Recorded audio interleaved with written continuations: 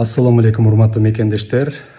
Сиздер менен биринчиден жакшы жаңылыктар менен бөлүшүп коеюн.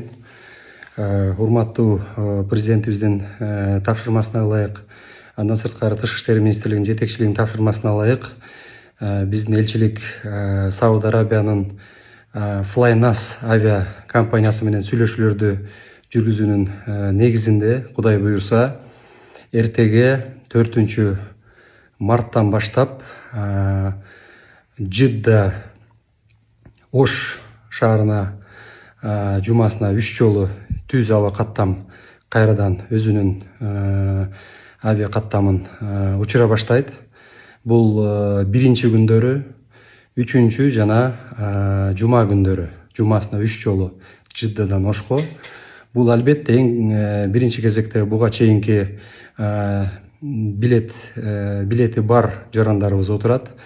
Бул компаниянын айтуусуна караганда ушул 160 оруну бар учакка толук жарандарды албайт экен, себеби жол Иран жабык болгонуна байланыштуу өйдө жак менен ошол Турция аркылуу учкан үчүн, бирок жолдо токтобой барат.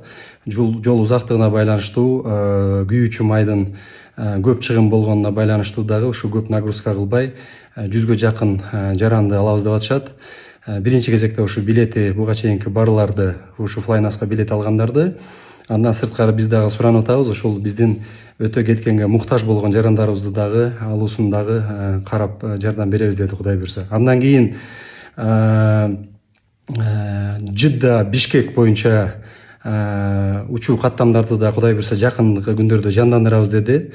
Бирок ушул баягы өтө алыс учкандыгына байланыштуу буларда топливо, күйүүчү май жетпей калышы мүмкүн деп атат. Балким Ошко кондурат, балким аны топливосы жетсе, күйүүчү май жетсе Бишкекке кондурабыз деп атат. Ушундай жакшы иштерибиз Кудай буюрса мындан ары да уланат деп мен ишенемин. Эми бир аз начарыраак кабар, өзүңүздөр угуп атасыздар. Түндөсү ушул биз турган Эрият шаарында дагы Американын элчилигине ушул дрондор келип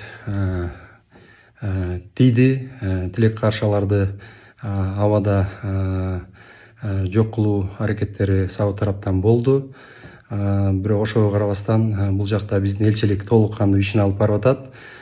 Биз баарыбыз тынчпыз, Кудайга шүгүр, баарыбыз сак саламатта болойлу. Согуш болбосун.